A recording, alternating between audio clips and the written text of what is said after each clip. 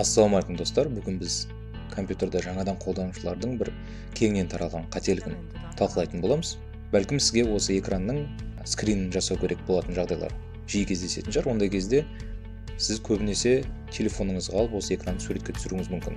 Бұл өте ыңғайсыз және де кей жағдайда нашар сапада болуы мүмкін.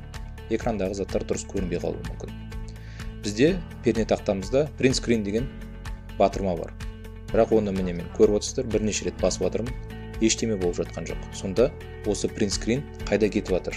Немесе оны қалай қолдануға болады? Біз басқан кезде осы экранымыздың бейнесі, суреті оперативті жадыда сақталады. Оны қолдану үшін біз оны бір жерге барып орналастыруымыз керек. Мысалы, Paint бағдарламасын алып, сол жерге орналастыра аламыз. Көрдіңіздер ме? Осы жерде белгілі бір өзгерістер енгізіп жазулар жаза аламыз. Алайда бұл бәрібір де ыңғайсыз.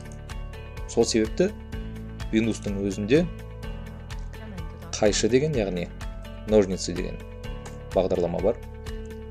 Создать деп басасыз. Бүкіл экранды ала аласыз, немесе белгілі бір бөлігін ала аласыз. Кейін осы жерде әртүрлі жазулар жазуға болады, немесе бір жерді белгілеуге болады деген сияқты. Кейін сақтай саласыз өзіңізге керек жерге. Дегенмен мен сіздерге одан да қуатты, одан да ыңғайлырақ бір бағдарламаны айтқым келіп тұр. Оның аты Lightshot және де онымен қолдану өте оңай. Кеттік. Ең алдымен бағдарламаны жүктеп алайық. Енді орнатамыз. Сосын бұл бағдарламаның бар екенін туралы ұмытамыз. Бәрі соншалықты қарапайым. Ол бағдарлама арнайлап қосудың ештеме қажеті жоқ.